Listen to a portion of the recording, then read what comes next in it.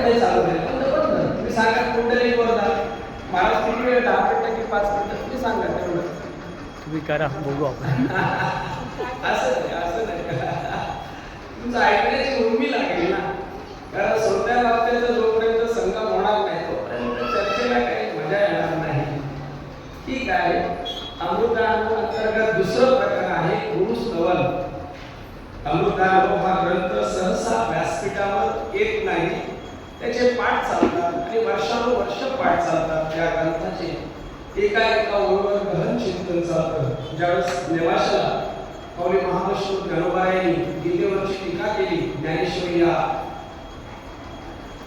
दीपिकेच्या माध्यमातून आणि त्यांचे श्रीगुरु श्री निवृत्तीदादा यांनी विचारलं की ज्ञानराजा इथं गीतेवरची टीका आहे, तुझा अनुभव काय आहे या क्षेत्रातला, तू तुझा अनुभव सांग. गीतेवरची टीका झाली ज्ञानेश्वरी, तुझं काय आहे आणि तुझं काय आहे हा प्रश्न विचारल्याबरोबर श्रीगुरूंनी दिलेल्या बोधाचा परिपूर्ण अनुभव काय असतो आणि त्या बोधामध्ये काय काय शिल्लक राहतं आणि काय काय उडून जातं हा आपला अनुभव माऊली महाविष्णू ज्ञानोबा विषय करतात.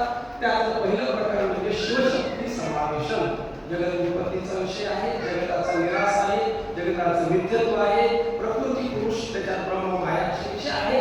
असं आता तो विषय नाही. दुसरं प्रकरण आहे गुरुस्तवन. त्या अंतर्गत गुरुचं महत्व सांगितलं. औपाधिक रूपाने श्री गुरु कसे नित्य आहे आणि स्वरूप रूपाने श्री गुरु कसे सत्य आहे या दोन भूमिका मांडल्या गेल्या. स्वरूपाच्या दृष्टीने विचार करता शिष्याचं स्वरूप आणि श्री गुरुचं स्वरूप एक आहे आणि उपाधीच्या दृष्टीने विचार करता श्री गुरुचं जी उपाधी आहे ती श्रेष्ठ आहे, ज्ञानी आहे, नित्यमुक्त आहे आणि शिष्याची उपाधी आहे ती मी देह माझा देह या बंधनात अडकलेली उपाधी आहे. मी जीव या बंधनात अडकलेली उपाधी आहे आणि त्या लोकांचा व्यवहार पूर्ण झाला की शिष्य मुक्त होतो आणि ज्या क्षणी शिष्य मुक्त झाला त्या क्षणी श्री गुरु हे राहत नाही, कारण शिष्याने श्री गुरुला जन्म दिलेला आहे. अशा पद्धतीने दुसरं प्रकरण आहे. तिसऱ्या प्रकरणामध्ये वाचारोहण परिहार आहे, चारी वाचाचा निराश आहे. चौथ्या प्रकरणामध्ये ज्ञान अज्ञान अभेद कथन आहे. पाचव्या प्रकरणामध्ये सच्चिदानंद पदत्रय वर्णन म्हणजे असत जड दुःखाची निवृत्ती आणि सच्चिदानंद पदाने सज्जड दुःखाला व्यावृत्त करून व्यावृत्त जे आहे ते सुद्धा राहत नाही. ते सच्चिदानंद पदाची सुद्धा निवृत्ती आहे, व्यावृत्ती आहे. असो पुढे शब्द खंडन आहे, ज्ञान खंडन आहे, ज्ञान खंडन आहे, जीवनमुक्तीचा व्यवहार आहे, सर्व प्रकरणाचा समाचार आहे. असं 10 प्रकरणामध्ये अमृतानुभव सामावलेला आहे. असो आजच्या दिवशी थोडासा स्पर्श करू आपण मुलीला. अविद्येचे आडवे भुंजित जीवपणाचे भवे तया चैतन्याचे धावे कारुण्य झोकी. सरळ होळीचा अविद्येचे आडवे आडराने भरले जग आपल्याला पाठात बसलेला आहे. तसं हे अविद्येचं आडवं आहे. अविद्येचे आडवे भुंजित जीवपणाचे भवे, जीवपणाने त्रासलेला, जीवपणाने ग्रासलेला अशा संकटात सापडलेल्या जीवाला सोडवण्यासाठी तया चैतन्याचे भावे श्री गुरु आपलं चैतन्य स्वरूप असलेलं, ब्रह्मस्वरूप असलेलं तत्व, त्या तत्वाचं अवतरण करतात, खाली येतात, उपाधी धारण करतात आणि तया चैतन्याचे भावे कारुण्य झोक करुणा येते जीवाची. जीवाचं जन्म मरणाचं सुख दुःख किंवा दुःखच म्हटलं तरी हरकत नाही. दुःख निवारणार्थ श्री गुरु स्वस्वरूपाकडून अवतरण होतात. कारण जन्माला येण्यासाठी अवतरण व्हावं लागतं. असलेल्या पदापासून खाली पदच्युत व्हावं लागतं. त्याला अवतार म्हटलं जातं. ते काही आपल्या स्वरूपावर राहून तिथे करू शकत नाही. म्हणून उपाधीचा आधार घेऊन, मायेचा आधार घेऊन, मायेची उपाधी धारण करून शिष्या त्या जीवपणातून जीवदशेतून पार करतात आणि स्वस्वरूपावर स्थित करतात, मोक्ष स्वरूपाला प्राप्त करतात आणि त्या कारुण्याने, या करुणेने श्री गुरु अवतरलेले आहे. आपल्या सर्वांना त्याचा अनुभव आहे. श्री गुरुचं वर्णन पहिल्याच ओळीमध्ये आता उपाय वनवसंतु जो आज्ञेचा आहे वतंतु अमृतची परिमूर्तू कारुण्याचा. अमृत असणारा श्री गुरु मूर्त स्वरूपाला त्याच्यासाठी नाही, आमच्यासाठी ते मूर्त स्वरूप आहे. हे सुद्धा मूर्त स्वरूपाचं प्रतिमा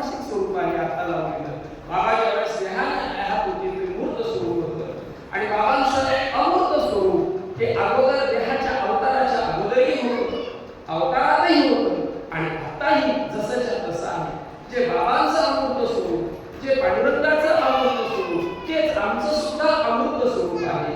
अमृत म्हणजे न मरणार आणि मूर्त म्हणजे मरणार. मर्क जे आहे ते मूर्त आहे, माईक आहे. आणि अमृत जे आहे ते स्वस्वरूपाचं आहे, ते चैतन्य ब्रह्माचं आहे, परब्रह्माचं आहे, परमात्म्याचं आहे, माझं आहे, मी आहे.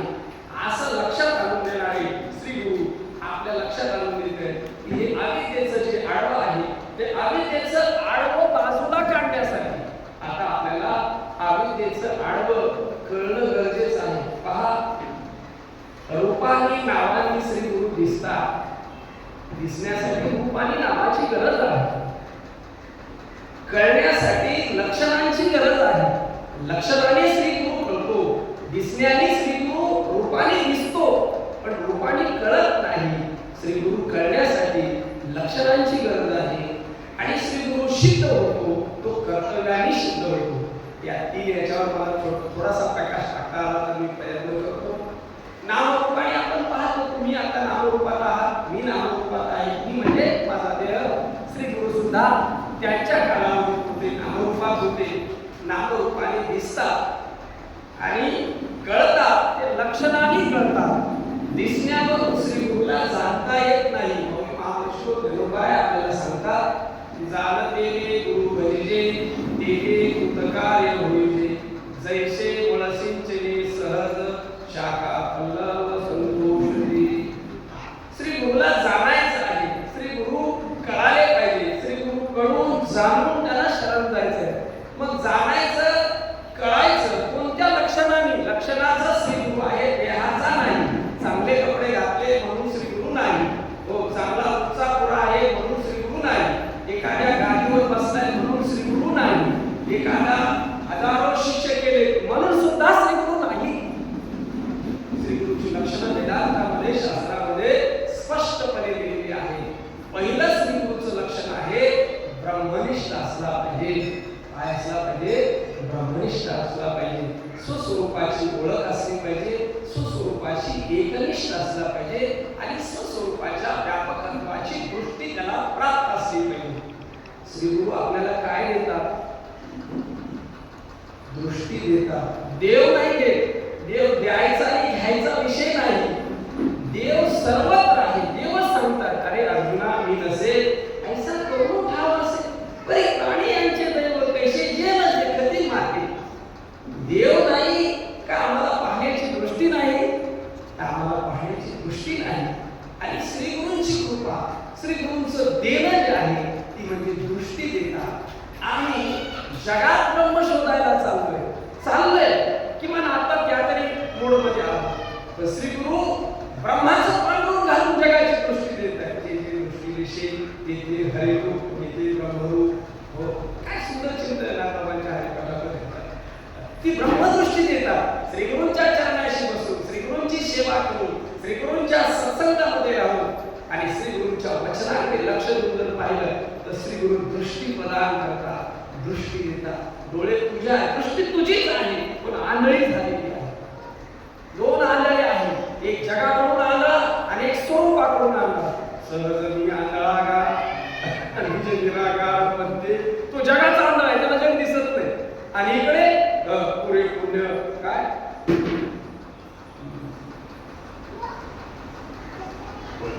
पाठीमागे बहुत पाप केले ते हे बहु विस्तारले. तुम्हाला प्रमाणात पटकन लक्षात येईल. नाशिवंत विशेष सेविता इमिरत वगैरे त्याची सुरुवात माझ्या लक्षात येईल. पापाचे साथ पूर्वजन्मी पाप केले ते बहु विस्तार. तो जो आंधळा आहे तो आंधळा स्वरूपातला आंधळा आहे. दोन आंधळे सांगितले, एक स्वरूपाचा आंधळा आणि एक जगताचा आंधळा. आपण स्वरूपाकडे आलोय आणि जगताकडे डोळस. जगत दिसतंय आपल्याला, दिसेला काय दिसली तर दिसण्याची अडचण नाही का? जग दिसण्याची अडचण नाही, जगाला दिसून सत्य मानण्याची अडचण. त्या सत्य मानण्यातून निघाला. जगात मिथ्यात्वाचा निषेध झाला, काम पुढे त्याचं निघाला. जग दिसून दिसायचं काय? चर्मचक्षुने दिसेल ना. चर्मचक्षुचा धर्म आहे, डोळ्याचा धर्म आहे. डोळा धर्मी आणि त्याचा धर्म आहे पाहणं, त्याला दिसेलच.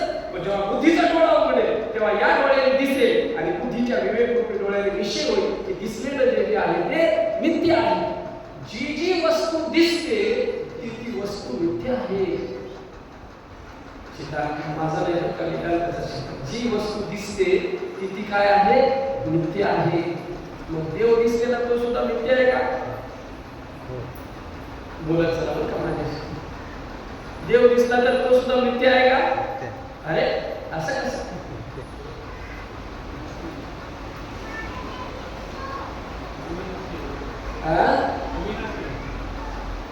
देव अविनाशी आहे का? देवाची उपाधी अविनाशी आहे. उपाधी अविनाशी आहे. उपाधी कशी आहे? नाशी. देव अविनाशी आहे आणि उपाधी नाशिवंत आहे. नाशिवंत आहे त्याला कधी ना कधी त्याचा नाश आहे. रामकृष्ण आले आणि तेही केले. ऐकलं? तुकामध्ये काही विश्वास ज्यामुळे पाहावे पुराणी दीक्षा नसेल पटत तर तिकडे पाहते. आले आणि गेले. साधू संत आले आणि गेले नाही. साधू संतांची उपाधी आली आणि गेली. नीट लक्षात घ्या. अनंत राहिले ते सोड. ते पहिलेच होतं. ते अवतरले तेव्हा सुद्धा होतं आणि आता सुद्धा तसंच आहे. ज्याच्यात काही बदल होत नाही ते आहे आमचं स्वरूप आणि जे नेहमी बदलतं ती आहे माया. आमचं बदलत चाललंय. हे डबल बदलतंय आता. बदलत स्मशानात जाणार आहे त्याचं हे ठरलेलं आहे. आणि त्याच्या आतमध्ये असलेला जो परमात्मा आहे तो मात्र या सगळ्यांचा साक्षी बनून या सगळ्यांचा प्रमात्मा जीव का होईल तो बघून तो बसून त्याला सत्ता करून तो मात्र आहे तसाच आहे. त्याच्यात काही बदल होत नाही. न बदलणारी वस्तू आणि बदलणारी वस्तू माया आहे आणि न बदलणारे तुम्ही आहात. असं आमच्या सद्गुरुरायांनी आम्हाला सांगितलं. पहिलं लक्षण काय आहे? ब्रह्मनिष्ठ. श्रीगुरु कसा असला पाहिजे? ब्रह्मनिष्ठ असला पाहिजे. दुसरं काय असला पाहिजे? श्रोत्रिय असला पाहिजे. शिष्याच्या कोणत्याही प्रश्नाचं शास्त्रोक्त पद्धतीने लिहिलेलं समाधान करता आलं पाहिजे. त्याला श्रोत्रियता म्हणतात. असं म्हणू नये शास्त्राची काय गरज आहे? सांग बरं जीव कशाला म्हणायचं? सांग बरं शिव कशाला म्हणायचं? सांग बरं माया कशाला म्हणायची? सांग बरं अविद्या कशाला म्हणायची? सांग बरं अज्ञान कशाला म्हणायचं? सांग बरं शक्ती कशाला म्हणायची? सांग बरं प्रकृती कशाला म्हणायची? जगताची उत्पत्ती कशी झाली? त्याचा आईबाप कोण आहे? सांग बरं. नाही म्हणे असलं काय करायचं? असलं काय करायचं? आम्हाला झाली की नाही? शिष्याच्या प्रश्नाचं जो समाधानकारक शास्त्रोक्त पद्धतीने उत्तर देतो. आपल्या मनाचं नाही. मनाची उत्तर कामाची नाही. मनोमागे गेला तर त्याचे मुलगा पुढे सांगत भावने सांगतात. हो मनाचं काही खरं नाही. आता काहीतरी विचार करते पुढे जाऊन दुसरा विचार करे. श्रोत्रिय पाहिजे. बाबांच्या समोर बसल्यानंतर मी सांगतो प्रश्न विचारायची सुद्धा गरज नव्हती. हो आपण त्याचे फार साक्षीदार आहात. जवळचे साक्षीदार आहात. हो न सांगता कळोय अंतर विश्वभर परिहारायचे असे अनुभव आपण ऐकलेले आहेत. अनुभवलेले आहेत का? अरे त्यांना माहित होतं आणि निसंकोचपणे ती उत्तर असायची. त्याच्यावर कधीही शंका घेतली जायची नाही. असं का? कारण शास्त्र होतं. बाबा शास्त्र सांगत होते का? शास्त्राची भाषा वापरत नव्हते पण शास्त्र सांगत होते. वेदांची भाषा वापरत नव्हते पण वेदच सांगत होते. बाबांनी जे सांगितले वेदच आहे. वेदांताचे दृष्टांत आणि वेदांताचा सिद्धांत. तू देव आहे हा वेदांचा सिद्धांत आहे. देव आणि तू एक आहे हा वेदांचा सिद्धांत आहे. तू आकाशापेक्षा व्यापक आहे हा वेदांचा सिद्धांत आहे. आपल्या भाषेत सांगत होते म्हणून आपल्याला वेद संस्कृत भाषा आहे. आपल्याला कळेल का? नाही कळणार. आणि आता इथे जर मी परिभाषा वापरायला सुरुवात केली तर 10 मिनिटातच डोळे लागतील आपल्याला. शास्त्राची परिभाषा थोडी अवघड आहे. सूत्रीय आहे. प्रक्रियाबद्ध आहे. कशाला? आपल्याला कळण्याशी मतलब आहे. आपला संवाद होण्याशी मतलब आहे. भाषा म्हणजे ज्ञान नव्हे. ज्ञान प्रगट करण्यासाठी ज्ञानाची देवाणघेवाण करण्यासाठी भाषेचं माध्यम आहे. भाषा म्हणजे हुशारी नव्हे. भाषा म्हणजे ज्ञान नव्हे. भाषेच्या पलीकडे स्वतंत्र ज्ञान आहे. लक्षात घ्या. ज्ञान हे स्वतंत्र आहे. भाषेच्या शब्दाच्या पलीकडे असणाऱ्या ज्ञान आहे. कोणत्याही भाषेला प्रगट करता येतं. मल्याळममध्ये प्रगट होतं, हिंदीत प्रगट होतं, इंग्लिशमध्ये प्रगट होतं. कसल्याही आदिवासी भाषा कोणत्याही भाषेत ते प्रगट होतं. फक्त दोघांना ती भाषा कळणारी असली नाही. श्रीगुरु कसा असला पाहिजे? श्रोत्रिय असला पाहिजे. त्याला स्थूल देह काय आहे? सूक्ष्म देह काय आहे? कारण देह काय आहे? महाकारण देह काय आहे? कारण देह कोणी दिला? सूक्ष्म देह कोणी दिला? स्थूल देह कोणी दिला? त्याची वाट लावायची म्हणून ते माहिती पाहिजे. पण तुला देहाची माहिती पाहिजे. दुसऱ्याला राहू दे. माझ्या देह किती देह तरी मला माहित पाहिजे. पण श्रीगुरूंनी 40 देहाचा निवास केलेला आहे. त्यासाठी कोणता देह दिला आणि दिलेला देह तो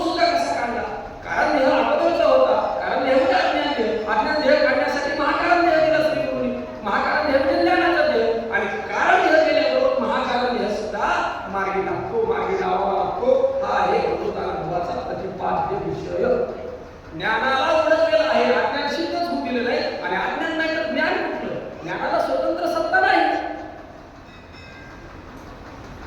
ज्ञान स्वयंमुळे म्हणून भारी नावडे ज्ञानी मोक्ष घडे, पण ते निमालेनी ज्ञान निमाल्याशिवाय मोक्ष घडत नाही. ज्ञान बाद झाल्याशिवाय अज्ञान अवघे हाते विज्ञान विशेष करते ज्ञान ते स्वरूपी होऊन जायचे. एका ओळीत तिने भूमिका स्पष्ट केल्या भाऊ. ज्ञान स्वरूपाला प्राप्त झाल्याशिवाय मोक्षाची भूमिका मी ज्ञानी हे महाज्ञान आहे. एक जाणीव करीत तुझी नेने आदिले करून दिले त्याची गुणे आम्ही झालो आयशे म्हणे चल बाजूला निघायला. असा क्षत्रिय श्री गुरु असला पाहिजे. वेळ कमी आहे, थोडक्यात आपण क्षत्रिय श्री गुरु असला पाहिजे, ब्रह्मनिष्ठ असला पाहिजे. आणि तिसरा कृपाळू असला पाहिजे. कृपाळू म्हणजे त्याला वाटलं पाहिजे या जीवाचा उद्धार केला पाहिजे. हा जीव त्याच्या मूळ स्वरूपाला प्राप्त झाला पाहिजे. जीव असलेला का नसलेला? कोणाला संवाद सुरू करू. जीव असलेला का नसलेला? मार्गच नाही. बरोबर काही नाही. आपण बरोबर काही उचलायचं त्याची काही काळजी करायची नाही. जीव असलेला का नसलेला कळून घेण्यासाठी काही चुकीचं जाईल काही बरोबर नाही. त्याला काही आपण काही परीक्षेला बसलो नाही. हे आपलं घर आहे, इथे नाही आपल्याला कळायचं, बाहेर कुठे काय कळायचं? बाहेर निघण्यापेक्षा इथं काय झालेलं बरं ना. बाहेर मध्ये हे कोबडा आहे, हे काय बोलतंय असं कोबडे पण असता का म्हणाय. व्यासपीठावर उतरल्यानंतर विचारलं पाहिजे तू कोणाचा रे? म्हणे ज्ञानेश्वर निवृत्तीचा, म्हणे अमुक अमुक श्रीपादाचा. विचारलं पाहिजे. विचारायचं तुला सांगायला मोबाईल आमच्या श्री गुरुचं नाव. आम्ही वाचकळ बडबड करून नाही सांगणार श्री गुरु. आमच्या वाणीतून स्पष्ट करणार श्री गुरु. वाणीतून सिद्ध करणार, आवाज नाही करायचा. कोणताही प्रश्न पुढे घेऊन यायचं. शास्त्र शुद्ध चिंतन आहे की नाही ते पाहायचं, शास्त्रात तपासायचं. मग तुला सांगू श्री गुरु कोण आहे काय तुला सांगायला आम्ही रिकामा नाही. का म्हणून आमच्या श्री गुरुची चर्चा करायला तुझी लायकी तरी आहे त्याबद्दल, आमच्या महात्म्याबद्दल बोलण्याची. तुझ्याकडे काही नाही, काही नसताना तू एखादा मंत्र घेऊन आम्हाला दम देत असेल तर ये पुढे असा शास्त्रीय भाषेत ज्ञानेश्वरी घे, कुठली बी ओवी का अमृतांब घे, चांगलं वास घे, आत्मशब्द घे, आत्मबोध घे, तत्वबोध घे, वाक्यवृत्ती घे, कुठला बी शास्त्रीय ग्रंथ घे ना. वेदांती कुठली प्रक्रिया घे, सामवेदांतर्गत जा, छांदोग्योपनिषद घे, कुठल्याही भूमिकेत घे ना. तू कसाही आम्ही जसा आहे तसा आहे. आणि प्रत्येक 15 वाक्य महावाक्य भूमिका चांगला विचार केला तर सूक्ष्म विचार सुंदर चिंतन आहे. मी गोडीला प्रयत्न केला होता. बाबा जे बोलले होते त्याच्या पाठीमागे वेदांची भूमिका कशी आहे हे सांगण्याचा मी थोडासा प्रयत्न केला. संपूर्ण वेदांचं चिंतन. बाबांचा एकही शब्द वेदांचा आहे. अजून सांगू, बाबा वेद पाहत नव्हते, वेद बाबाला पाहून नीट होत. बाबा पुढे चालत होते, वेद दुरुस्ती करत होता. शास्त्र बाबा स्वतः शास्त्र होते. शास्त्र बघायची बाबांना गरज नव्हती. शास्त्र बाबाला पाहून नीट होत होती. असं बाबा शास्त्राने वेदाने जो आज्ञेचा आहे तंतू होता आणि त्याच्या सौभाग्यावर हे जगत होते. ते मंगळसूत्र होतं वेदांचं विद्येचं. जो आज्ञेचा आहे तंतू ब्रह्मविद्या बाबांच्या आश्रयाला जगत होती. वेद बाबांच्या आश्रयाने जगत होता. असा महान श्री गुरु आमच्या पाठीशी आहे. असं कोणी म्हणू नये बाबांनी शास्त्र सांगितलं की आणि वेद सांगितलं. आम्हाला कळालं नाही, आम्हाला वाटलं नाही, तो आमचा प्रश्न आहे. असो वेळ कमी आहे. श्री गुरु कसा पाहिजे? ब्रह्मनिष्ठ पाहिजे, क्षत्रिय पाहिजे आणि कृपाळू पाहिजे. 3 लक्षणाने युक्त असला पाहिजे. 4 महिने 6 महिने घालवा त्याच्या बरोबर. त्याची ब्रह्मनिष्ठता पहा, त्याची क्षत्रियता पहा, त्याचं कृपाळू पहा, मग चरणावर डोकं ठेवा. आणि एकदा डोकं ठेवल्यानंतर मेला तरी त्या अर्थीचा विचार करू नका. पहिलं आमच्याकडे एक वाक्य तयार झालं, डोकं टेकवायच्या अगोदर जेवढं डोकं लावायचं तेवढं लावा. काही लावायचं तेवढं लावा. असा विचारा, तसा विचारा, इकडून विचारा, पलटी करून आमकं तमकं त्याला काही विचारा. एकदा चरणावर डोकं ठेवल्यानंतर पुन्हा तिथं डोकं लावायचं नाही. तो पूर्व म्हणला पूर्व, पश्चिम म्हणला पश्चिम, अजिबात तिथे डोकं लावायचं नाही. हे आहे शिष्यत्वाची लक्षणं. जशी श्री गुरुची लक्षणं आहे तशी शिष्याची पण लक्षणं आहे. अशी वेळ नाही आज आपल्याला जेवढं मलाही वेग आहे, मला पुढे जायचं तर ठीक आहे. तुम्ही अवधान देताय तर मला थोडंसं बोलण्याची इच्छा नाही. तुम्ही कुंडली वर्ग करायच्या कारण आमचं बोलणं हे अवधानावरती चालतं, पाठांतराचं बोलणं नाही. तुमचं जसं अवधान असेल, ज्याहून निश्चित निश्चित निश्चित हो. काय सांगितलं पहिलं मी? श्री गुरु लक्षणाचे आहेत. लक्षणाने श्री गुरु ओळखायचे असतात. दिसतात रूपाने आणि नावाने आणि कळतात लक्षणाने. आणि लक्षण कळण्यासाठी थोडा वेळ द्यावा लागतो. गडबड करायची नाही. असं माझं मत आहे बरं का. घाई करायचं काही कारण नाही. देणाऱ्याने बी घाई करू नये आणि घेणाऱ्याने बी घाई करू नये. घाईचा परिणाम काय आहे आपण सर्वजण अनुभवतो. कोणाची निंदा नाही, स्तुती नाही, वस्तुस्थिती आहे ना.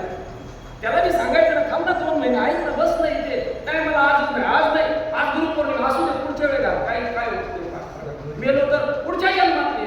तुझं कमी पडले काय घेऊन काय करणार आहे? आणि घेतलेल्याने काय केलं? आपण निंदा नाही करत आहे, वस्तुस्थिती फार भयानक बाबांचं नाव घेतलं म्हणजे सगळं होणार नाही. तुझं तुला करायला पाहिजे. करा सोडवून नाव घ्या. दिलंय ते बोध दिलाय त्या बोधावर आणलाय. बोधावर तुझं तुला येतं. बोध मिळणं आणि बोधावर येणं या दोनमध्ये जमीन आसमानाचा अंतर आहे. तुम्ही बोधावर आहात का?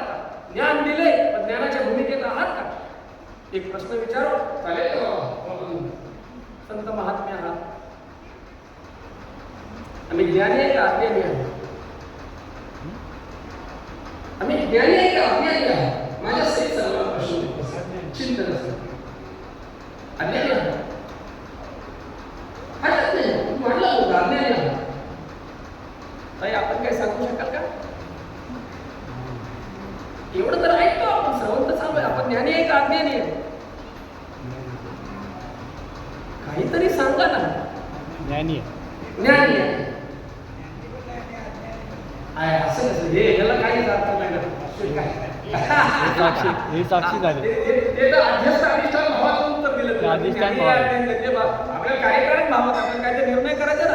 अजून त्या उंचीवर जायचं आपल्याला. बरोबर आहे तुमचं, चुकीचं नाही. पुढचं सांगितलं तुम्ही प्रमाण ठीक आहे, प्रमाण घेऊन जातो. बरं आता दोन्ही भूमिका घेऊ. अज्ञानी आहे आणि ज्ञानी आहे. बरं अज्ञानी आहे हे कसं ओळखायचं? अज्ञानी आहे का? ज्ञानाचं बी लक्षण आहे आणि अज्ञानाचं बी लक्षण आहे. मग मी अज्ञानी आहे तर कोणत्या लक्षणाने विशिष्ट आहे? कोणत्या लक्षणाने अज्ञान आहे? बरोबर आहे, बरोबर सांगितलं. मी अज्ञानी आहे म्हणतोय तर त्याला आधार काय? अज्ञानाची काही भूमिका असेल ना, मग ती सांगा. बाबांचं वाक्य फैसला झाला पाहिजे. उभीच चिवडत बसू नको. खाण्यापेक्षा हात जास्त भरवलाय बाबा. काय करावं? हात काय नाही, नुसतं हात भरवू. अज्ञानाचं लक्षण काय? मी माझ्या अंतःकरणात अज्ञान आहे का? बोध दिलाय ज्ञानाचा, पण पहिलं जे जुनं आहे तसंच आहे का ते निघून गेलंय आणि दुसरी भूमिका तयार झाली? ते पाहिलं पाहिजे. आपल्याला तपासायला पाहिजे ना. दुसरं कोण तुम्हाला पाहिलं? दुसऱ्याला कसं कळेल तुमच्या अंतःकरणात काय भूमिका? मी नाही सांगू शकणार. तुमची भूमिका स्वतंत्र. आणि साधन आहे, चिंतन आणि जपानी तापानी संत सेवेनी संत संघानी अशा मिळाला तुमची तयार झालेली आहे. ग्रंथ चिंतन तयार झालेले. ज्ञानेश्वरी माझी माय नुसतं म्हणायचं नाही. इथला करत इथला शब्दामध्ये आहे माझा आहे रमाकांत. त्याचा अनुभव काय काय सांगताय तेव्हा मी पाहिलं पाहिजे. सोहमला पण अस्तवलं हो. सोहम तेही अस्तवले, सांगतेची सांगली झाली. दृष्ट पेशी गेली, दृश्य गेली. काय गोव्या अज्ञान ज्ञाने गेली. आपण वस्तू घेऊन गेली. जाणणे जे बोलले ते जाणीचे. असं एवढी लक्ष घेऊ. विषय एक येत राहतील, वेळ किती झाली कळणार नाही. तुम्ही आज्ञा ना, ते काही नाही होत त्याला. या तुम्ही, ते काय पैसे जायचं अज्ञानी म्हटला हे कोणत्या अनुभवाने बोलतात तेवढं सांगा. मी दुरुस्त करेल, काय हरकत नाही. दुरुस्त म्हणजे इथं दुरुस्त केलं, आपण नाही करायचं. आपण दोघेही स्वीकार करायचं. असा अज्ञानाचं लक्षण आहे ज्याच्या बुद्धीमध्ये, ज्याच्या अंतःकरणामध्ये, ज्यांच्या बुद्धिवृत्तीमध्ये मी देह माझा असा विचार आहे. ते कशाचं लक्षण आहे? अज्ञानाचं. मग सांगा आता, माझा देह वाटतोय का नाही वाटत आहे? मी नावाचा, मी गावाचा, मी जातीचा, मी अमक्याचा, मी तमक्याचा, मी गोरा, मी काळा, मी श्रीमंत, मी गरीब, मी सुखी दुःखी. ही सगळी लक्षणं कशाची आहेत? मी आणि माझं हे आहे अज्ञानाचं लक्षण. मला ज्याचं तरी पाहिलं अज्ञान आहे का अंतःकरणात? आणि ज्ञानाचं लक्षण काय? देह मी नाही आणि देह माझा नाही. जग मी नाही आणि जग माझं नाही. इंद्रिय माझी नाही, इंद्रिय मी नाही. प्राण माझा नाही, प्राण मी नाही. मन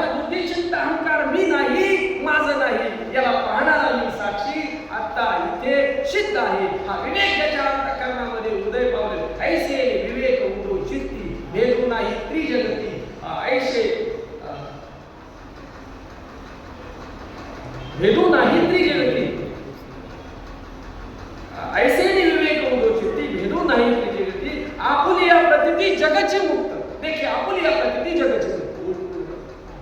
असा विवेक त्याच्यामध्ये भेद नाही त्याला जगामध्ये राहिला. अशी प्रतीती आहे त्याच्या ठिकाणी, जगमुक्त आहे त्याच्या ठिकाणी.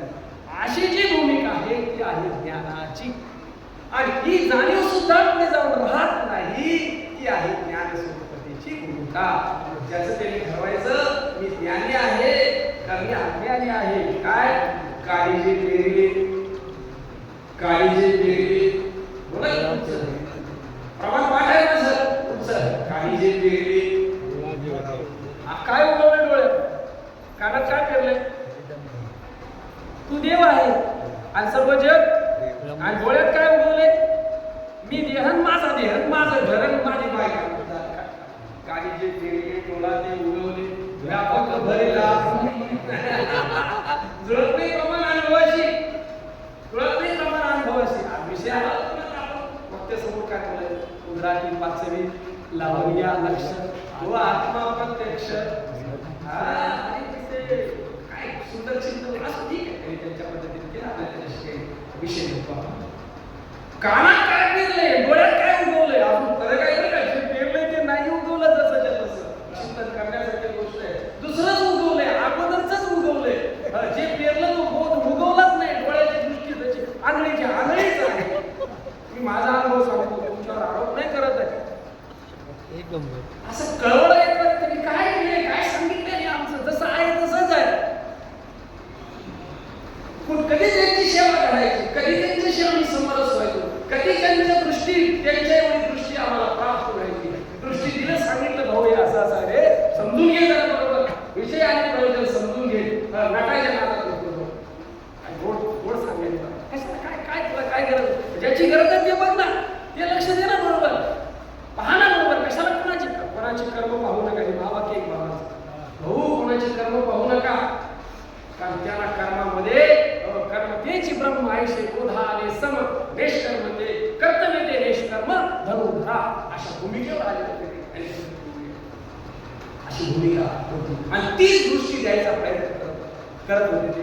कोणाची गरिबी दिसत नव्हती, कोणाची श्रीमंती दिसत नव्हती, स्त्री पुरुष हा भेद नव्हता, सुखदुःखाचं काही ज्ञान नव्हतं. स्वतःच्या गरिबीविषयी, दुसऱ्याच्या श्रीमंतीविषयी, स्वतःच्या देहाविषयी किंवा परक्याच्या देहाविषयी भावच नव्हता. एक सर्व ब्रह्मदृष्टी प्राप्त होती. आणि ती दृष्टी द्यायचे महात्म्य आम्हाला प्रयत्न करत होते. आयुष्यभर ते केलं. त्या महात्म्याने घेतलं तर घेतलं, नाही असं नाही असं त्या महात्मे तृप्त झाले आणि त्यांनी प्रयत्न केला. हो असा असा विषय आहे, समजून घेतो, तू तुझ्यात बदल करून घे. फक्त दृष्टीत बदलायचंय का सृष्टीत काय पडायचं बांधायचंय? सृष्टी बदलायची का सृष्टी बदलायची? सृष्टी बदलतेच आहे, तुम्ही आपण बदलायची गरज नाही. झाडं मोठी झाली की नाही, छोटी होती ती. आपण एवढे एवढे होतो तर एवढे एवढे झालो का नाही? आता एवढे एवढे होऊन तिकडे तिकडे चाललो. लहान होता, तरुण झाला, आता म्हातारा झाला आणि आता स्मशानात चालला देहाच्या निमित्ताने. या सगळ्यांना बघणारा त्याच्यापेक्षा वेगळा. बालपणाला पाहून तसाच आहे, तरुणपणा पाहून तसाच आहे, म्हातारपणाला पाहून तसाच आहे आणि जळणाऱ्या मड्याला पाहून तसाच आहे तो. त्याच्यात काही बदल झालेला नाही. तुम्ही पाहिलं की नाही तुमच्या बालपणाला? आज सांगा की पाहिलं का नाही? पाहिले की असं काय करताय? बालपणाबरोबर थोडी मेले तेव्हा तुम्ही तर ना मारणारे आहे. अमरा हा अरे की पहा कुठे म्हणाले माझा ऐसा पण भरोसा कळेल. तरुणपणाला पाहिलं आणि तरुणपणाच्या मरणाला मी पाहिलं आणि जन्माला मी पाहिलं आणि जन्माला पाहून मरणाला पाहून मी न मरणारा न जन्मणारा तसाच आहे.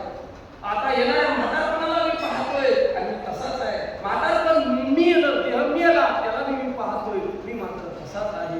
जन्म मरणाच्या रहित असलेला, अजन्म असलेला मी मात्र तसाच आहे. याचा अनुभव आपण आपल्या देहामध्ये घेऊ शकतो. बोध आहे, दृष्टी फक्त बदलायची आहे.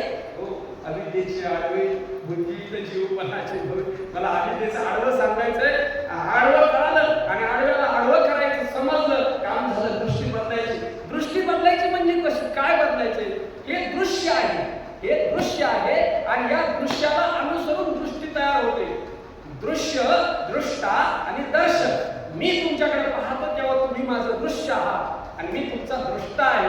तुम्ही माझ्याकडे पाहता त्यावेळेस तुम्ही दृष्टा आहात, मी दृश्य आहे. आणि दोघांच्याही मध्ये आहे ते दर्शन आहे. आहे दृश्य दृष्टा दर्शन त्रिपुटी.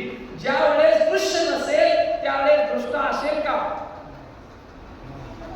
नाही, दृश्य आहे म्हणून दृष्ट तयार झाला नाही. आणि दृश्य गेलं की दृष्टा सुद्धा दृष्टा गेला साक्षीत्वावर.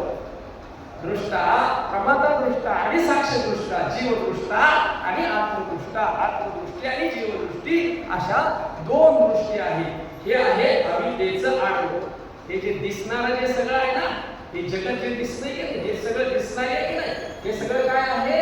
अविद्येचं आडवं, अविद्येचं कार्य, अविद्येनं केलेलं हे करामत आहे. आणि हे आम्हाला आमचं स्वरूप दिसू देत नाही. आम्हाला आमच्या दृष्टीनं पाहू देत नाही. आमच्या आड आलेली, आमच्या सत्तेवर बसलेली, आमच्या सत्तेनं आमचं डोळं झाकलेली अविद्या. कोणाच्या सत्तेवर आहे अविद्या? चाले हे शरीर, चाले हे मन, चाले हे बुद्धी, चाले हे चित्त, चाले हे अहंकार, चाले हे प्राण. म्या बोलविल्या मेंदू बोले, म्या चालविल्या सूर्य चाले, म्या हलविल्या. प्राण हलताना दिसतोय की नाही तुमचा तुम्हाला? आता बघा ना, प्राण हलताना दिसतोय की नाही तुमचा? फार तर डोळे बंद करायचे, त्याला काय द्यावं? प्रवचनाची काय घाई नाही, कुठे जायचं नाही, खटका झाला पाहिजे. आमचा प्राण हलतोय की नाही? प्राण प्राणाने हलतोय का प्राणाला हलवणार आहे खाली कोण? आहे का? 100% आहे ना? म्हणजे हलणारा प्राण आणि हलवणारा दोन आहे तिथे. मग प्राण हलताना दिसतोय का हलवणारा दिसतोय? आणि हलवणारा मग नाही, हलवणारा दिसतोय का नाही दिसत आहे? मग नाही का तिथे? आणि तुम्ही न दिसणारा पण सगळा हलवणारा चालवणारा आता सिद्ध आहे तिथे. जरा लक्ष द्या, थोडं पहा जरा आतमध्ये. म्हणजे कळेल आपल्याला. सूर्याला चालवणारा, प्राणाला हलवणारा आणि वेदाला बोलवणारा मी आहे. वेदाच्या आधीचे तुम्ही का वेदाच्या नंतरचे तुम्ही?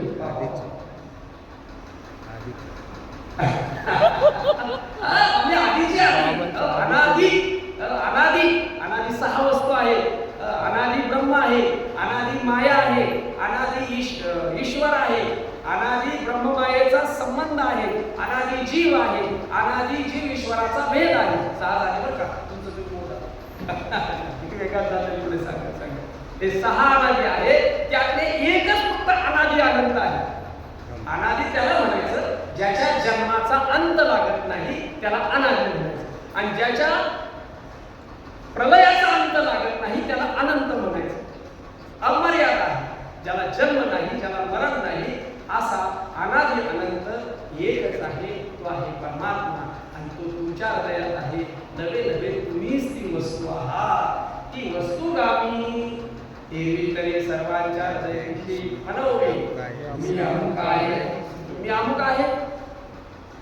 ही बुद्धीचं काम आहे. मी अमुक आहे, विरामराव आहे, विशालराव आहे, गोलावरी आहे, मी अमुकी आहे, मी तमकी आहे, मी अमुकचा आहे, मी तमुकचा आहे, मी अमुक्या बापाचा, मी अमुक्या आईचा, मी तमक्या गावाचा, मी अमुक आहे, मी अमुक आहे. आईशी बुद्धीच पुरी आहार निशी. आणि पुढचा वस्तूतला मी, ती वस्तुगामी, वस्तूतला मी आणि हा अमुक्यातला मी. 2 मी आले ते मध्ये. एक मी मिथ्यातला आणि एक मी सत्यातला. आणि दोन्ही मी राहत नाही निकाल सत्याच्या.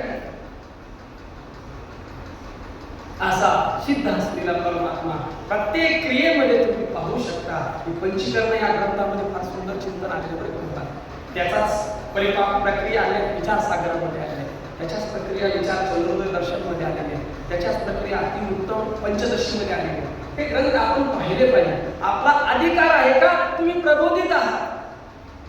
प्रबोधित माणसाने, प्रबोध झालेल्याने, प्रबोधाचं चिंतन झालेल्या माणसाने हे ग्रंथ निहाळले पाहिजे. प्रबोधावर येण्यासाठी कळणार नाही त्याशिवाय. लक्षात घेतलं पाहिजे. चला, श्री गुरु कसा ओळखायचा? 2 मिनिटं थांबावं दादा, किती 5 मिनिटात.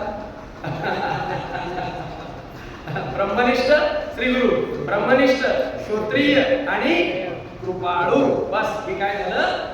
लक्षणाने गुरु ओळखण्याची, लक्षणाने ओळखण्याची लक्षणं सांगितली. ओळखायची. गुरुला कसा ओळखावा? या 3 लक्षणांनी युक्त असेल तर तो कोण आहे? श्री गुरु. गुरु आहे, कसा दिसतो, काय आहे, कोणते कपडे घालतो, काही बघायचे लक्षणाने युक्त आहे. हो, चरणावर साष्टांग दंडवत घाला. हो, तद्विधीन प्रणिपातेन कृष्णेन सेवया उपदेक्षन्ते ते ज्ञानम् ज्ञानी सत्त्वतमविष्णुः. ज्ञानत्रया वर्तवे तरी मनी आती आणावे. तरी या संता, या कुठल्या ब्रह्मनिष्ठ श्रोत्रिय कृपाळू या संतांना भजावे, या श्रीगुरूला भजावे. ते सेवा ते ज्ञानाचा पुरवठा, ते सेवा हा दारवंता, तो स्वाधीन करी सुबजावे. खाली शिष्याचे लक्षण आहे, कलू मनू जीवे चरणाशी लागावे. शिष्याचे लक्षण आहे एकाच श्लोकामध्ये शिष्याचे आणि गुरुचे लक्षण आहेत. वरच्या ह्याच्यात श्री गुरु आणि खालच्या ह्याच्यात तद्विधीन प्रणिपातेन शिष्य आणि खाली उपदेशन्ते ते ज्ञानम् श्री गुरु. एकाच पूर्वार्धामध्ये शिष्य आणि उत्तरार्धामध्ये श्री गुरु, अशी दोन्ही भूमिका एकाच श्लोकामध्ये आली. त्याच्या खालच्या भूमिका सुद्धा अशाच आहेत. बघा, पैसे दिले आपण हेही सांगितले ऋषीने, जेणे अंतःकरण बोधले संकल्पानिका. सुंदर चिंतन मला चौथा अध्याय चौथ्या अध्यायामध्ये श्लोक आहे. त्यामुळे असो थोडस कर्तव्य, श्री गुरुची कर्तव्य पा रूपाने नावाने श्री गुरु दिसतो, लक्षणाने ओळखता येतो आणि कर्तव्याने श्री गुरु सिद्ध होतो. श्री गुरु सिद्ध झाला पाहिजे. कुठे सिद्ध झाला पाहिजे? शिष्याच्या ठिकाणी. केव्हा सिद्ध होतो? शिष्य मेल्यानंतर. काय सांगतो जरा नीट लक्षात द्या. केव्हा सिद्ध होतो गुरु? शिष्याचं शिष्यपण मेलं, गुरु सिद्ध झाला. आणि जोपर्यंत शिष्याचं शिष्य पण शिल्लक आहे तोपर्यंत गुरुचं कर्तव्य संपलं नाही. लक्ष द्या. तीन कर्तव्य मुख्य काय? 5 प्रकारच्या भेदाचं निरसन करणं पहिलं कर्तव्य आहे. कोणते कोणते 5 प्रकारचे भेद? वस्तू 3 आहे, ईश्वर, जीव आणि जड. ईश्वर, जीव आणि हे जड. हे जड हा ईश्वर आणि हा जीव असं म्हणू आपण. फार लांब जायचं नाही, हे काय जड आहे. ईश्वरा सर्वभूतानां गुण तिष्ठति यंत्रारूढानि मायया भ्राम्यं सर्वभूतानि. महापुरुषोत्तम या मागे शब्द झाला असता. ईश्वर कसा आहे? सर्वांच्या अंतःकरणात आहे, सर्वांच्या अंतःकरणात वास करून आहे, सर्वत्र आहे ईश्वर. पण ईश्वर सुद्धा मायेचं लेकरू आहे बरं का. कल्पना अविद्या गेले झाला जीव. खाली उत्तरार्ध मायोपाधीच शिव बोलिले. माया उपाधीचा ईश्वर आणि अविद्या उपाधीचा जीव. अविद्येचा जीव आणि मायेचा ईश्वर. आणि माया आणि अविद्या काय फरक आहे? दोन्ही एकच आहेत, पण एक मोठी आणि एक छोटी. एक जगभर पसरलेली ती माया आणि देहापुरती आहे ती अविद्या. व्यष्टी म्हणायची ती अविद्या, समष्टी म्हणायची ती माया. शास्त्रातले शब्द काय हरकत नाही. मायेचा ईश्वर, त्याची उपाधी जगा एवढी आहे म्हणून जगातलं कळतं, आणि ह्याची उपाधी देहा एवढी म्हणून याला देहातलं कळतं. अविद्येचा जीव आणि मायेचा शिव, आणि या दोघांचा भेद आहे असं जीवाला कळतं. पण श्री गुरु काय करतात? जीव आणि शिव एक आहे, जीव आणि ईश्वर एक आहे असं लक्षात आणून देतात. पहिलं भेदाचं निरसन करतात. दुसरा जो भेद आहे जीव आणि जीवाचा. माझ्यातला एक जीव आणि तुमच्यातला एक जीव, सगळ्यांच्यातले जीव. या जीवाचा भेद आहे असं आपल्याला कळतं. पण वस्तुतः श्री गुरु सांगतात जीवाचा काय आहे?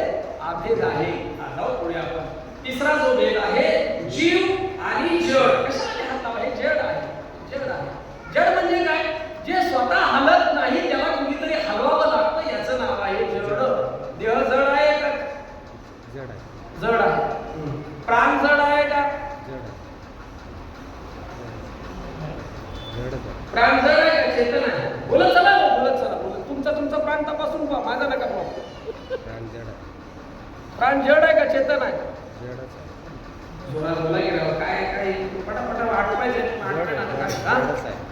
जड आहे. वा, कारण मगाशी ओळी गेली ना, मी हलविल्या. हलवल्यानंतर हलतो म्हणून जड आहे. तो स्वयंचलित नाही आहे तो. प्राण म्हणजे काय? हवाच आहे ना. मग त्याला प्राण कसा मिळाली? हृदयात राहतो आणि पंपिंग करतो, खाली वर फेऱ्या मारतो आणि आम्हाला खालची शक्ती वरती पुरवतो इंद्रियाला, म्हणून त्याला प्राण म्हणायचं. दुसरा वायू आहे त्याला समान म्हणायचं. तिसरा वायू आहे त्याला अपान म्हणायचं. चौथ्याला उदान म्हणायचं. पाचव्याला व्यान म्हणायचं.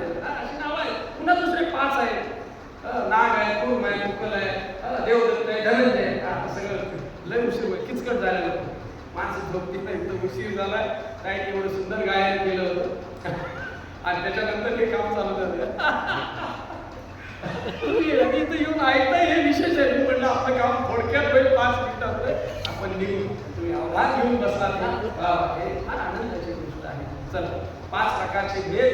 जीव ईश्वर पहिला भेद, जीव जीवाचा दुसरा भेद, जीव जडाचा तिसरा भेद, जड जडाचा चौथा भेद आणि जड ईश्वराचा 5 भेद. या 5ही भेदाचा जो निरसन करतो तो श्री गुरु आहे आणि हे श्री गुरुचं पहिलं कर्तव्य आहे. दुसरं कर्तव्य आहे जगत मिथ्यत्वाचा निश्चय करून देणं. हे जग कसं आहे? मिथ्या आहे, नसलेलं आहे, दिसलेलं आहे, भासलेलं आहे. भासलेलं, दिसलेलं, नसलेलं आणि आम्ही पागल करून खरं मानले.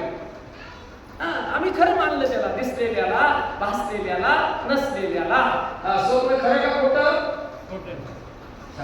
वा, हे ब्रह्मज्ञानाने कळालं का तुमच्या ज्ञानाने तुम्हाला कळालं?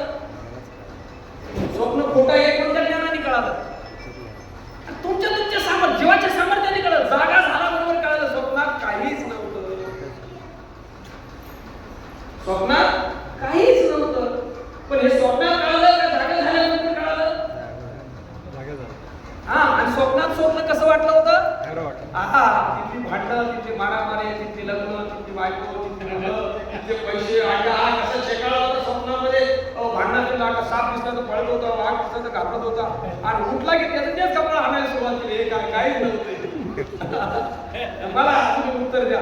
स्वप्नामध्ये स्वप्न खरं, स्वप्नात ज्यावेळेस दिसलं होतं सगळं, ते होतं म्हणून दिसलं होतं का नव्हतं म्हणून दिसलं होतं?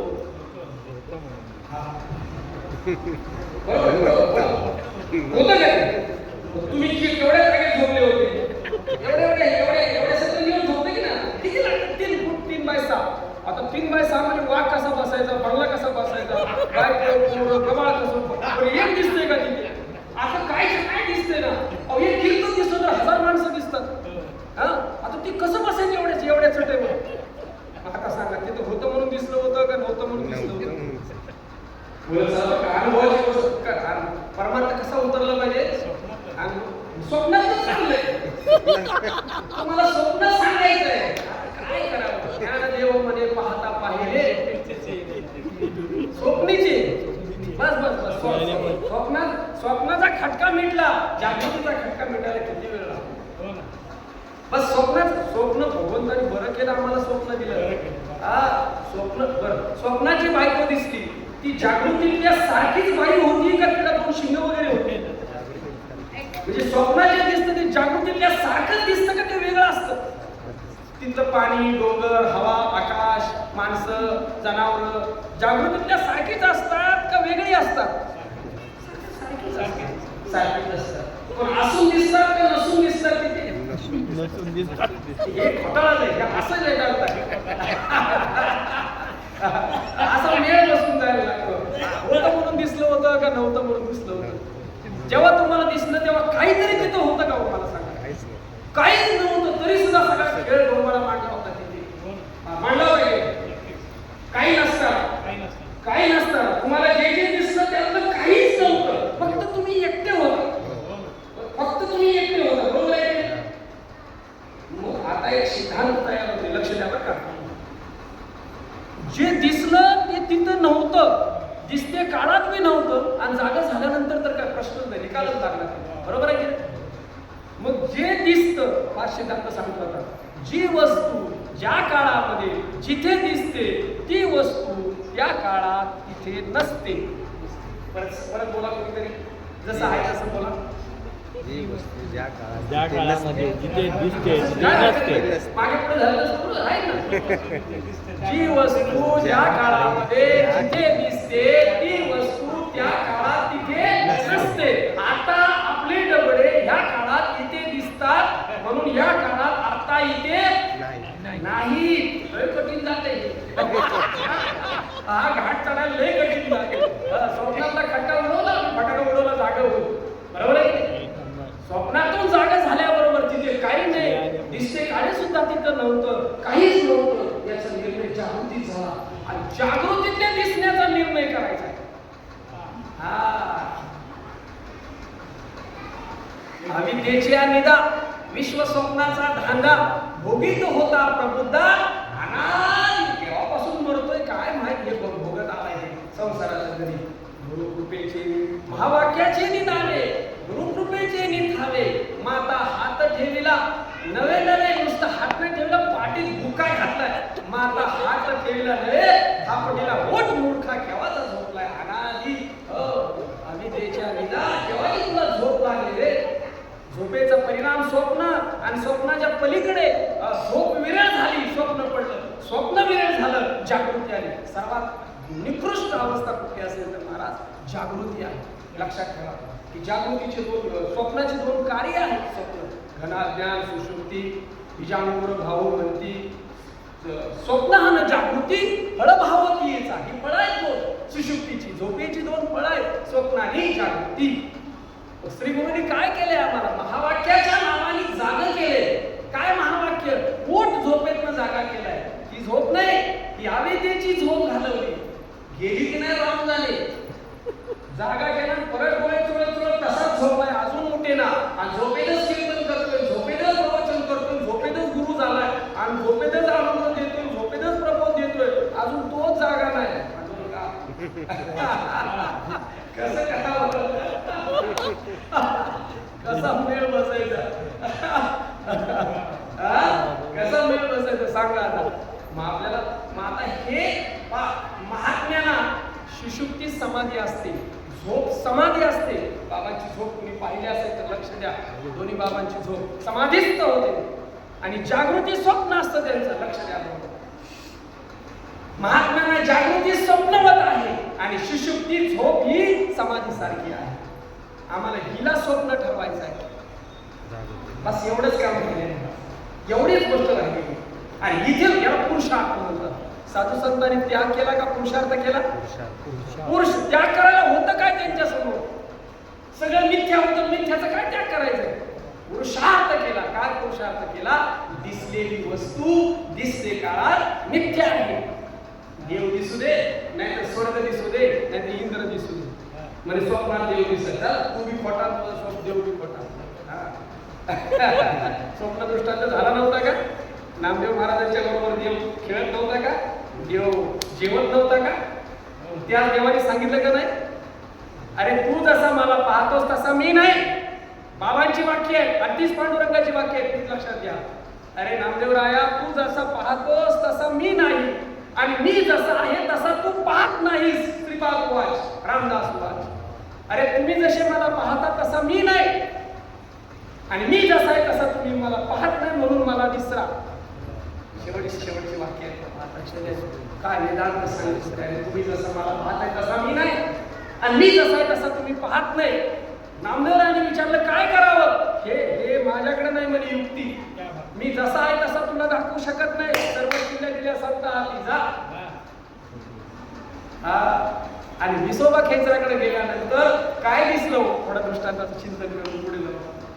विसोबा खेचराच्याकडे गेल्यानंतर काय दिसलं नामदेवरायाला आणि काय दाखवलं विसोबा खेचराने. वस्तू तितक्या तिथंच होत्या बरं का. तेवढं वर्माचं चिंतन करू आणि मग अविद्येचा अर्थ संपू आपण. पायावर पिंड पिंडीवर पाय काय दिसलं सांगा ना. सगळ्या दृष्टांत सगळ्यांना माहिती आहे. काय दिसलं पहिल्यांदा नामदेवरायांना. फार विस्तार नाही करत दृष्टांताचा. मला गोष्ट फक्त लक्षात आली. पिंडीवर पाय. पिंडीवर पाय होता. काय दिसलं. पिंडीवर पाय. पिंडीवर पाय होता असं दिसलं. कारण नामदेवरायांची दृष्टी कशी होती तेव्हा. नामदेवरायांनी आपल्यासाठी केलेली लीला आहे बरं का. लक्षात ठेवा. ते तसे नव्हते. रक्त शिरोमणी होते. संतांच्या सगळ्या लीला आहेत. त्यांना वेळ कुणी म्हणू नये. आता काय करावं आणि दोष लागेल ना. संत होते भक्त शिरोमणी होते. काय अधिकार होता. आमच्यासाठी केलेली लीला आहे. अरे नुसत्या देवाने भागणार नाही. तुला श्री गुरु लागतील देव कळण्यासाठी. हो देव कळायचं असेल तर श्री गुरु शिवाय पर्याय नाही. संताविना प्राप्ती नाही. त्यांच्याशिवाय कळायचं नाही. त्याचं त्याला नाही दाखवता येत. तो सगळं करेल कृपा करेल. संत भेट घडवून आले तरी जगजेठी कृपा केली. मग शालो तो कृपा करेल. संत भेट घडवून आले पण तुम्हाला दाखवू शकत नाही त्याचं स्वरूप. पांडुरंगाने कृपा केली. पहा लीला पहा. आणि मग तिथं गेल्यानंतर ते दिसलं काय, पिंडीवर पाय दिसला आणि नामदेव रायांना विक्षेप झाला. काय विक्षेप झाला आपल्याला होतं, हे असा कुठे गुरु असतो का? एकतर त्याला तो हे महारोग झाला होता का, साधू संतांवर हात उघडला होता, साधू संतांना शिव्या दिल्या होत्या. जरी ज्ञानोबारायांनी अधिकार दिला असता नामदेवरायांचा गुरु व्हायचा तरी सुद्धा ती सजा आहे म्हणून तरी दिली होती. शरीराला महारोग झाला होता, कुष्ठरोग होता आणि तो कुष्ठरोग घेऊन पिंडीवर पाय घेऊन बसले, झोपले. कोणालाही वाईट असा पण गुरु असतोय का, एवढा रोगी एवढा कोण गुरु करेल का? असा गुरु कसा पाहिजे आपल्याला, थोडा जरा कपड्यात असा भुकेबाज, असा गाडी पिढी दाढी तुम्ही पहा अशी कल्पना बोलले तसा असला की असा गुरु आहे म्हणून तर लक्षणं सांगितली आपण पहिल्यांदा, बरोबर की नाही? लक्षणाचा गुरु पायाच्या कपड्यावर तर अजिबात जाऊ नका, श्रीमंतीवर जाऊ नका, त्याच्या गाडीवर, त्याच्या बोलणे अजिबात बोलणं हा वाणीचा गुण आहे. बोलण्यावर का सांगता येईल? ते बोलणं हे काय संतपणा आहे का? हा त्या बोलण्याचं काही अपूर्वता सापडत असेल, बोलणं जर हृदयाला स्पर्श करत असेल, माझ्या स्वरूपाकडे आड येणार जर बाजूला करत असेल तर थोडासा विचार करा. त्याला श्रोत्रियत्व म्हणतात. नाही तर नुसत्या बोलण्याकडे जाऊ नका. गुणाचा भाग आहे तो, गुणाचा व्यवहार आहे तो, गुणात काय अडकायचं, गुणातील असलेलं स्वरूप आहे ते पाहायचं. असो दिसतात ते पाहिल्यावर विक्षेप झाला आणि विक्षेप झाल्यावर चमत्कार दाखवला. उचल म्हणे, उचललं की जिथे ठेवेल तिथे. मला आता असं विचारायचं आहे, मग विसोबा खेचर आली, पाय कशात होते बरं का, पाय नाही काढले. विसोबा खेचर आली, दृश्य अगोदरच होतं, पायावर पिंडीवरच पाय होता. असं काय दाखवलं विसोबा खेचर आहे नामदेवरायांना? दृष्टी बदलली जगताकडे पाहण्याची. सांग त्याच्यासाठी तुमची बुद्धी चालवली पाहिजे ना. मी काय कथा सांगणार नाही. हा वेदांची कथा आहे. एक होता राम आणि एक होता कृष्ण असं नाही सांगणार. कृष्णही सांगणार, रामही सांगणार, वेदांतिक राम सांगायचं, वेदांतिक कृष्ण सांगायचं. रम आणि घम या दोन धातूपासून तयार झालेला राम, जो सर्वांच्याच वस्तू तो रम, आणि घम सर्वांना अधिष्ठान असलेला घम, असा राम सर्वांच्या हृदयी. हो पैसा हृदयामध्ये मी रामू, रम आणि घम या दोन धातूपासून आलेलं जे चैतन्य आहे तो शब्द, त्या शब्दाचा अधिष्ठान असलेला राम. कृष्ण हा सत्ता आणि न हा आनंदवाचक आहे. सत्तावाचक आणि आनंदवाचक असलेला कृष्ण, राम कृष्ण, आणि हरी पापनाशक असा रामकृष्ण हरी हा असो. तिकडे नाही जायचं, तुम्ही आता विषय आहे. मग असं काय विसोबा खेचराने नामदेवरायांच्या दृष्टीमध्ये बदल केला? चित्र तसंच होतं, नामदेवरायांची दृष्टी बदलली. होतं काय माहितीये का? अगोदर पायावर पिंड होती का पिंडीवर पाय होता? आता लक्ष द्या. नाही ना, आता पुन्हा मी साळवलं त्याची काहीतरी मला अपेक्षित आहे. पायावर पिंडी होती का पिंडीवर पाय होते? पहिले पिंडीवर पाय होते. पिंडीवर पाय होते का पायावर पिंड होती? पहिली होती तेव्हाचीच मी सांगतोय. संतांचे पाय नीट लक्षात घ्यायचा. आता पायावर पिंड होती का पिंडीवर पाय होता? पायावर पिंड होती पहिल्याच पासून. माया उलट दाखवते. पाय म्हणजे अधिष्ठान, ते हे संत पाय, ते हे संत पाय, ते पाय. आणि त्या पायावर पिंड काय, अख्खं जगत त्या पायावर आहे. त्या पायावर पिंड होती. पायावर पिंडीवर पाय नव्हता अगोदर पासूनच. आणि ते श्री गुरुनी दाखवलं, अरे पिंडीवर पाय असू शकत नाही. सगळ्या पिंडी, सगळ्या दंडी, सगळी मंदिरं, सगळी जगत, सगळी माया पायावर आहे, माझ्या पायावर आहे. आणि ते पाय माझे आहे. तू जरा पाय पाहायला शिक म्हणजे तुला पिंड कळेल. आणि ज्यावेळेस नामदेवराव पाहायला लागले, पायाचं दर्शन घेतलं, पाय कळाले. आणि पाय कळाल्याबरोबर जगत अध्यस्त वाटायला लागलं. कुत्र्याच्या मागे धावले, गाढवाच्या मागे धावले, गेले पंढरपूर सोडून गेले. पंजाब मध्ये देवाने विचारलं, आम्हा आता मंदिरात येत नाही. देवा आता मंदिरात आहे का तुम्ही? आता सगळीकडे तुम्ही नामदेवरायांना बोध झाल्यानंतर देव सगळीकडे व्यापक झाला का आधीच व्यापक होता? दृष्टी नव्हती का देव नव्हता? भाव नव्हता का देव नव्हता? भावाची गरज आहे का देवाची गरज आहे?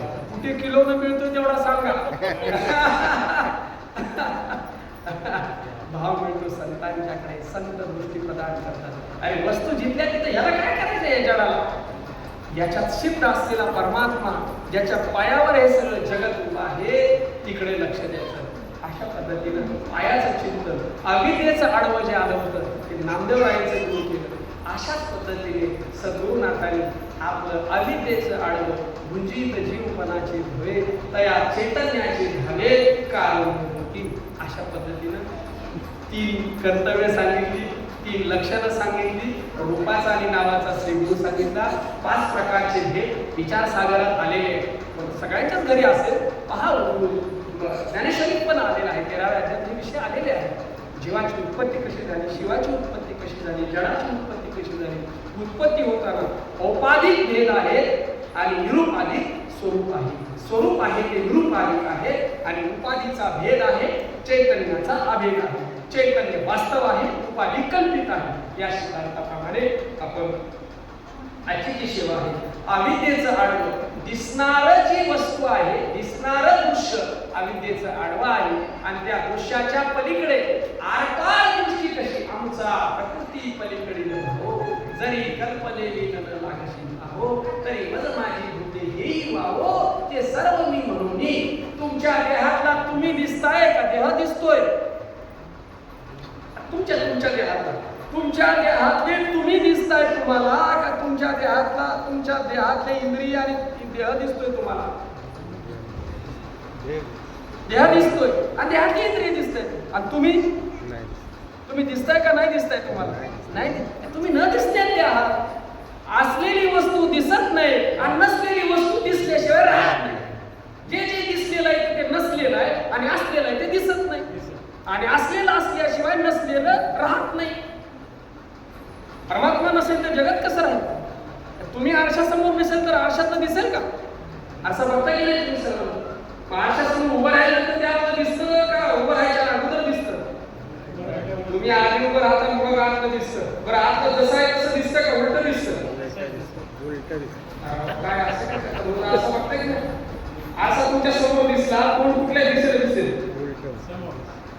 तुमच्या विरुद्ध दिसेल ना. तुमचं जर कोण पश्चिमेला असेल तर आरसा कुठे दाखवेल? विरुद्ध. जे नाही ते दाखवतो तो आरसा नाही ते दाखवतं, तिचं नाव आहे माया. माया उलट दाखवते, आहे त्याच्या उलट दाखवते, उलट दाखवते, तिचं नाव आहे माया. नसलेलं दाखवते. आरशात आहे म्हणून दिसता का नाही म्हणून दिसता? असाच खटका उठवायचा. आरशात आहे म्हणून दिसता का नाही म्हणून दिसता? आता आरसा काढून बघा की त्याला काय तेव्हा मोबाईल ऑन केला की दिसतंय. हा, आरशात आहे म्हणून दिसतंय का नाही म्हणून दिसतंय?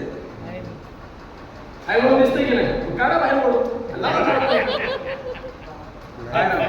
असं काय करतात? चांगलं होईल आपल्या धुळे भांड्याला घरात बाहेर बोला चल बाहेर कामाला. टीव्हीत आहे म्हणून दिसतं का नाही म्हणून दिसतंय? टीव्हीत काय होतच आहे. मी काय नवीन सांगतो का काय? आता आरसा बघा आहे म्हणून दिसतंय का नाही म्हणून दिसतंय? नाही म्हणून दिसतंय, नसलेलं दिसतंय. चक्षुने जे दिसेल ना ते नसलेली वस्तू आहे. का बरं दिसली? तुम्ही असलेली आहे म्हणून दिसली ना. तुम्ही आत नसाल तर डोळा पाहू शकेल का? डोळ्याला सांगाय तुझं तू पहा, मी चाललो आता आत न बाहेर. हा, नाही पाहू शकत ना. मड्याला असतो की नाही डोळा? मड का बरं पाहत नाही? पाहणारा नाही ना आतमध्ये, तो गेला निघून. हा, डोळा नुसता पडलाय, कान नुसतं आहे, काय करेल? जीभ नुसती आहे, काय करेल? नाक नुसतं आहे, काय करेल? आत नाही ना तो घेणारा. आणि जो सगळं आहे आतमधला हो भोगता तो दिसत नाही आणि हे सगळे दिसतात. म्हणून दिसल्यावरून असलेल्याचं अनुमान करायचं. बिंब प्रतिबिंबा द्योतक, प्रतिबिंब बिंब अनुमापक, द्वैत मिशे एक पर्वत असे सांगतात. नाही आरशातल्यावरून इकडच्याच अनुमान करायचं. हा दिसत नाही पण आहे. तुमच्या आतल्या सत्तेवरून अनुमान करायचं. तो ज्यावरती माझा हात हलतोय त्यावरती आत मी सिद्ध आहे. ज्यावरती डोळा पाहतोय माझी सत्ता आहे आतमध्ये. ज्यावरती माझी वाणी बडबड करते आत माझी सत्ता आहे. ज्यावरती पाय चालतात माझी सत्ता आहे. पाय काय चालतील? हात काय देऊन घेऊन करेल, नाक काय वास घेईल, काय यांची काय ताकद आहे? हे तर पडलेले असतात. इथं जळायचं मटेरियल आहे. हा, चुलीचं मटेरियल आहे, स्मशानाचं मटेरियल आहे. हा, आम्ही आतमध्ये आहे म्हणून थांबलोय. आम्ही सामान्यात गेलो की ते राम लगेच होत. असं दिसलेल्या वस्तूवरून असलेली वस्तू ओळखायची. या वस्तूमध्ये एक दिसलेला आहे आणि एक असलेला सिद्धांत घेऊ आणि अविद्या काढून टाकतो, अविद्येचं काढतो. याच्यामध्ये हे काय दिसलेलं आहे की नाही, याला एक आकार आहे, याला एक रूप आहे आणि याला एक नाव आहे. नाव आहे ग्रंथ आहे, त्याचं नाव ज्ञानेश्वरी असेल, बरोबर. हे रूप आहे आणि एक नाव आहे, बरोबर आहे की नाही. मग आता ह्याच्यामध्ये परमात्मा कसा आहे आणि माया कशी आहे, दोन आहे बरं का. तेवढं मला सांगा कसं ओळखायचं. ह्याच्यात देव कुठं आहे अजून सांगू, ह्याच्यात तुम्ही कुठं आहे आणि अविद्या कुठं आहे, एवढं ओळखायचं. सोपं आहे, लय सोपं सांगितलं या महात्म्याने. सकाळ प्रमाणात देव आहे, देव आहे, हृदय मंदिर शोधरूप आहे, आतला आहे मी करत बाहेर सगळीकडे दिसतो तू, आत हरी बाहेर हरी. सगळीकडे हरीच आहे, पण आतमध्ये आधी अनुभवी हा. कारण शोध तिथंच घेऊ शकतो ना, बाहेर याच्यात कसं शोध. आता मी याच्यात शोधायला सांगतोय, शोधा म्हणजे तुम्ही पाण्यात चालाल असं नाही ना. याच्यामध्ये कोणती वस्तू 5 अंशांनी तयार आहे, सोपं सांगतो वेळ. नामरूप आहे ते मायेच आहे. काय आहे, नामरूप आहे ते मायेच आहे. आणि ही वस्तू, या वस्तूमध्ये अस्ति भाती प्रिय ते परमात्म्याचं आहे. वस्तू आहे वाटते की नाही, आहे वाटते की नाही वाटते, आहे ग्रंथाचं नाही, आहे परमात्म्याचं आहे.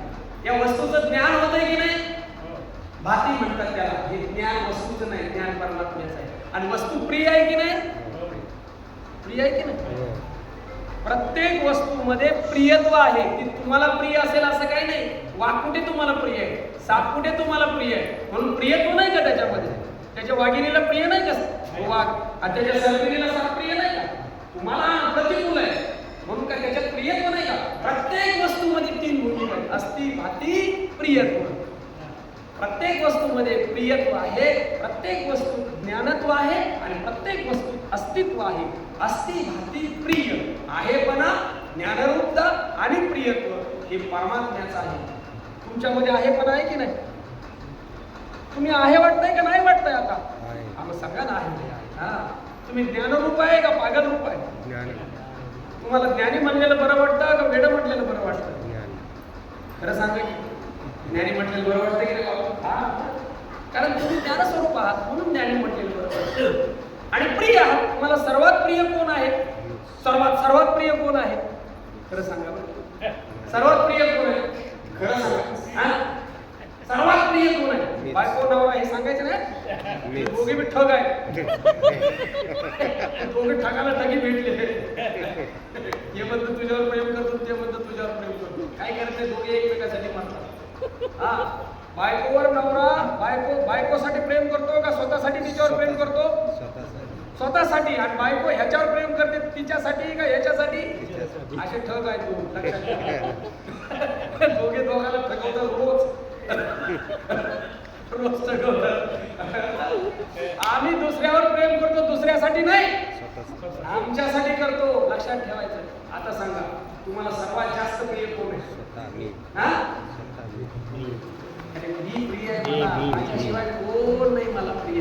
हे नुसतं म्हणायचं मुलगा प्रिय आहे, बायको प्रिय, आमकं तामकं काही नाही, सगळं घेऊन चालतंय. मी राहतो अशा पद्धतीनं प्रत्येक वस्तूमध्ये, वस्तू जेव्हा दृष्टीस पडते तेव्हा नाम मायेच आहे. बाद करायचं नाशिवंत आहे, ते बाद होत राहतं, बदलणार आहे. हा ग्रंथ ज्या दिवशी छापला गेला त्या दिवशीपासून याचं नासणं सुरू झालं की नाही. ज्या दिवशी घर बांधलं त्या दिवशी पडणं सुरू झालं की नाही. का वेगळं पाडायला लागते त्याला. कुठलंच घर पाडलं नाही तर पडणार नाही का. ज्या दिवशी कापड शिवलं त्या दिवशी फाटणं सुरू झालं की नाही. त्याचं फाटायसाठी शिवलंय ते, दुसरं काही काम आहे. पडायसाठीच घर बांधलेले, दुसरं काय पडणं सुरूच झालं. ते ज्या दिवशी जन्म झाला त्या दिवशी मरायला सुरू झालं, पासून मरणं सुरू झालं. ते बदलणार आहे, त्याची काही चिंता करायची. अशा 3 भूमिका, 5 अंशात एक वस्तू तयार आहे. नामरूप अस्ति भाती प्रिय, अस्ति भाती प्रिय 3 अंशात परमात्मा आहे आणि नामरूप या 2 अंशामध्ये माया आहे. असं अविद्येचं आडवं भुंजित जीवपणाची धवे तया चैतन्याची धवे काढून देतो असं माऊली महावैष्णव बरोबर आहे. अमृतानुभव वगैरे सांगतात. अमृतानुभव हा गोड आहे. प्रबोधित माणसाने निश्चित त्याचं श्रवण करावं असं मला वाटतं. आपण सर्वांनी आज जास्त निमित्ताने बाबा आपण सर्वांनी आपल्या सेवेची संधी दिली. मला वाटत होतं सेवा होते का नाही, पण वातावरण भाव तयार केला होता काही काही सत्य वेगळ्या भावात होते.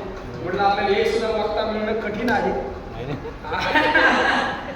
पाहते तर सगळे अवधान देऊन बसले. म्हटलं प्रबोधाचा परिणाम आहे. हा हा प्रबोधाची बुद्धी काय आहे ते सगळ्या भूमिका छान सकाळपासून सुंदर कार्यक्रम आहे. सर्वांचं श्रवण झालं. सर्वांच्या चरणी नतमस्तक झालेली सेवा पंढरीश परमात्मा पांडुरंगाच्या चरणी सद्गुरुनाथांच्या चरणी सेवा समर्पित करू शकलं. पुंडलिक वरदा